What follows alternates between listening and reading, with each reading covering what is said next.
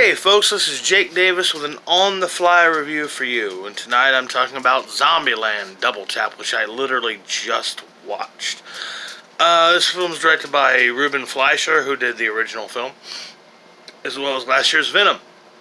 It stars Woody Harrelson, Jesse Eisenberg, Emma Stone, Abigail Breslin, Rosario Dawson, Zoe Deutsch, or Douche, who knows, Tom Middleton, and Luke Wilson.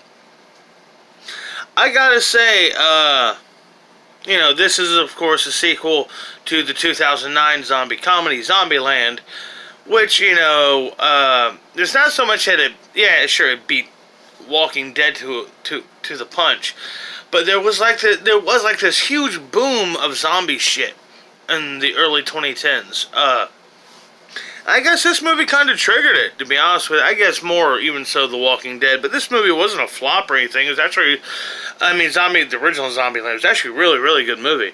To tell you the truth, I really like this one too. So, the setup to this film is that we pick up, it's 10 years later, it's the same four heroes that we've been sitting with, that we spent time with in the first film, and they've camped out the Oval Office, and the girls are getting sick of the guys, and they kind of and they ditch them, and it's like kind of the same old fucking. It is a sequel cliche I genuinely disdain. Is when characters kind of bat tread. They have to relearn the same things they learned in the first movie. This movie has a bit of that, but to be honest, not too much. It's very episodic, as the first one was. I like the new characters and new performances. They're all quite entertaining. There's this douchebag hippie, who's, calling himself a songwriter and then playing people songs by Dylan and Marley. He calls himself Berkeley. It's just great. But yeah, he's a lowlife. He kind of sit back the whole movie. God, I hope he gets eaten. Anyhow, Zombieland, I thought it was a fun movie, and this movie, even though it took me a while to kind of groove with it, because I've said before, I'm sure, on this channel, that I'm very against sequels to comedies. I just don't really see the point in them. But I thought this movie did a good job on being at 10 years now into Zombieland, commenting and, meta-referencing of, modern times, where modern times, or, the 2010s that we experience isn't what happened in this world, kind of thing. It was kind of interesting from that perspective. But I gotta say, Woody Harrelson was great, Eisenberg was terrific, but once again, I really felt that the character of Wichita, there's something, she's such an not something, I know exactly what it is, she's a bitch.